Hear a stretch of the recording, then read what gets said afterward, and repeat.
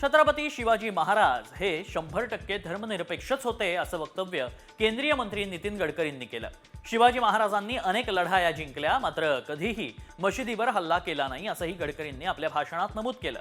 दिल्लीतल्या एका पुस्तक प्रकाशनाच्या कार्यक्रमात त्यांनी हे विधान केलं। पुराण काळात हनुमान आणि आधुनिक काळात छत्रपती शिवाजी महाराज हे संघाचे आदर्श असल्याचं कालच्या नागपूरच्या भाषणात नमूद केलं होतं।